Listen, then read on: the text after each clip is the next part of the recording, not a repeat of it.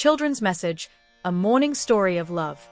In a London mansion, on a moonlit night, Martin Wobb and Takahashi meet. It was not just a meeting of two lives, but a meeting of two perspectives, two cultures. The sound of the violin in the air bound them together. From that moment their hearts spoke the same language, the language of looking at the beauty of the world, creating it and wishing for the welfare of all its creatures. Martin, surrounded by London's green parks and historic brick walls, music was his life. His dream was that music could touch the soul, wash away sorrow, and plant the seeds of beauty in the minds of little children. Takahashi, Hakeki in the shadows of Fujisan, Japan, believed deeply in Ayurveda and natural healing. He believed that the herbs and knowledge given by nature could keep the human body and mind healthy and free the world from the shortage of medicines. After 2 months of correspondence, Takahashi invited Martin to come to Japan. There, in an ancient park in Kyoto, in the cool but fresh air, they began to tell their dreams. "Martin," Takahashi said, his voice as soft as the murmur of a river, "the joy you seek to awaken through music is the fundamental right of the human soul. We say Shinrin-yoku. The substance called phytosides extracted by the trees increases our immune system. This is the Ayurveda of nature." Martin looked toward the clean gardens flying over the snow-capped peaks of Fujisan. "You're right," he replied, his voice vibrating like a guitar string.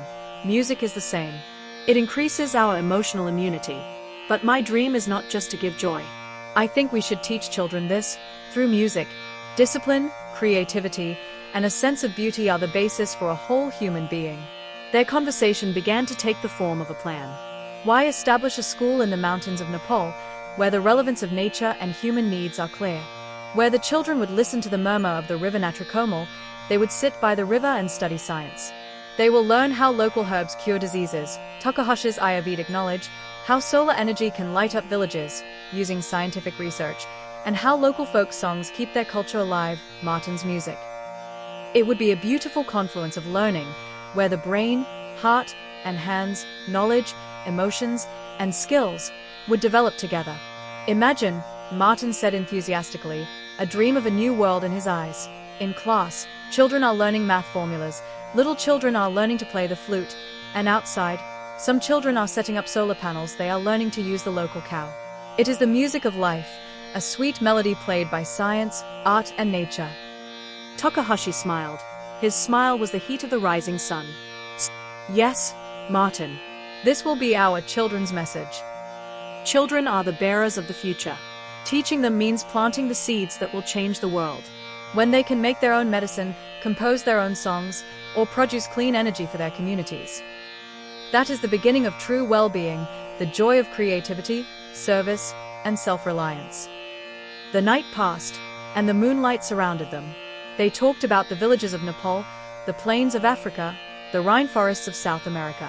Sometimes there was a lack of water, sometimes there was a lack of education. But the solution to every problem lies in nature and in the storehouse of human knowledge. This was their firm belief. Their love was not just physical or emotional. It was a shared vision, a vision to make the world a healthier, safer, and more beautiful place. This is the secret of their love, the power to transform every human life from suffering to happiness, from despair to hope, from disease to health. Slowly, a golden line appeared in the eastern sky. The first rays of the sun rose above the horizon, making the snow of Fujisan shine like gold.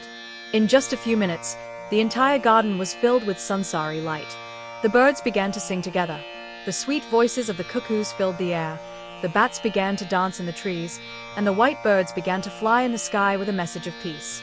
Martin and Takahashi shook hands. Their hands were warm, full of new energy. The sunlight was playing on their faces. Their eyes were reflecting dreams of the future. "Look," Takahashi whispered, tears in her eyes. "This is not just the sunrise. This is the beginning of our dream. Just as this sun shines on the earth, we will fill the world with the light of knowledge, health, and beauty through our children's message." "Yes, Takahashi.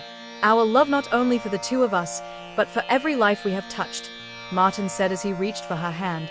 Certainty in his voice should also be illuminated. "This journey has only just begun.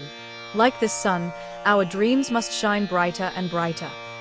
That morning was not just the beginning of a new day. It was the beginning of a new dawn for humanity, a world where every child's laughter is music, every herb promotes health, and every scientific discovery makes life easier. Martin and Takahashi's love was the first beacon of that bright journey. And just as the sun removes darkness, their love would remove suffering and make human life a garden full of beautiful flowers and fruits. The world will enjoy this beauty, and that is where their love will be fulfilled. This was truly the children's message, the immortal message of peace, health, and joy for the world contained in the innocent smiles of the creators of the future. Composer P.T. Sri Jaban Raj Bista Chaturvedi. Kathmandu, Budinilkantha, Nepal. Creation date. Time is 12:03 a.m. at night. Phone point 98411389002.